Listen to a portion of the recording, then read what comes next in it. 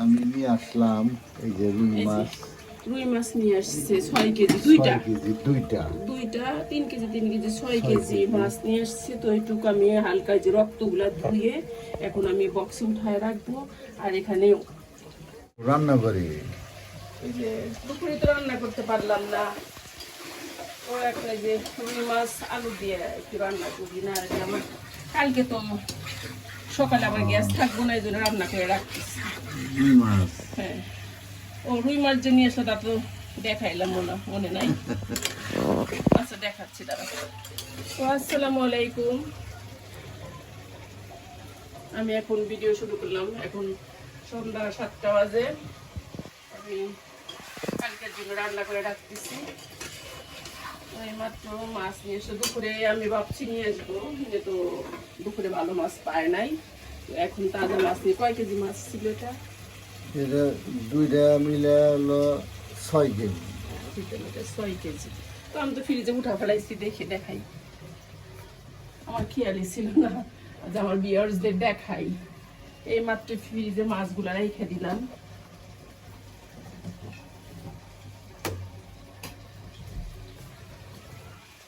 আমি আলু সকালবেলা দুপুরবেলা আলু কাটছি আর বাটা গসন সব করে রেখে দিছিলাম। দুপুরে মাছ আনা হয় নাই, তো এখন এই যে এতগুলা মাছ এইগুলা রাখছি। এখানে 1 2 3 4 বক্স, আর এখানে একটা, আর এই যে এগুলা কয় কেজি মোট টোটাল কয় কেজি হয়েছে? Total 6 KG. 6 কেজি মাছ নিয়ে আসছে। আর যে এতটুকু রান্না করলাম, ভর্তা ভাজিটাও হয় কিন্তু এই বড় তরকারি হয় না, আমি আজকে মাছ ভাজি করি নাই, আলু দিয়ে এমনি কষায় রান্না করবো। আর ইজাজ এখন ভাত খাবে, কি দেখাবে পোড়া পোড়া দেখাবে।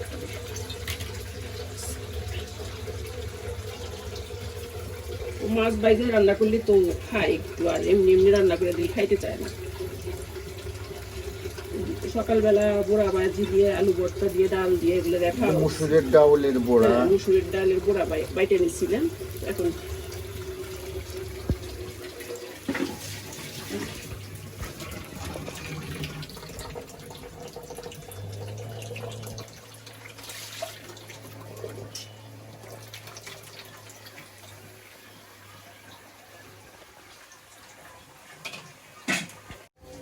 এখানে এই যে কষানোর জন্য আলু দিয়ে রান্না কষায় রান্না। আমাদের গ্রাম্য স্টাইলে রান্না। আর মাছ ভাজা নিয়ে মানে তাজা তরতাজা মাছ তো তো আমি এমনি কষাই ইয়া করতেছি একটু ঝাল করে আলু দিয়ে। শীতের দিনে আলু দিয়ে রুই মাছের ঝোল ভালোই। আর এখানে জিরাদের জন্য একটু বড়ার বাইজে দিই, ভাত থাক।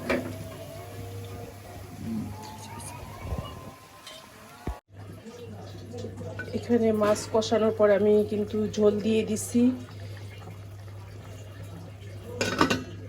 আর এখানে যে বুড়া ভাজা শেষ, আজকে ভাত দেব। মাছ খুব স্বাদ।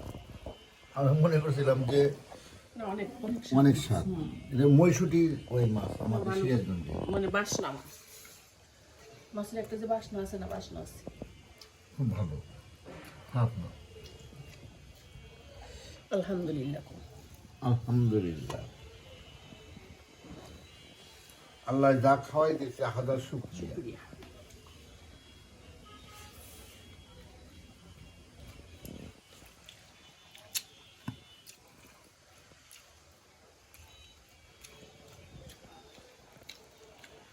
আপনারা যদি খাইতে চান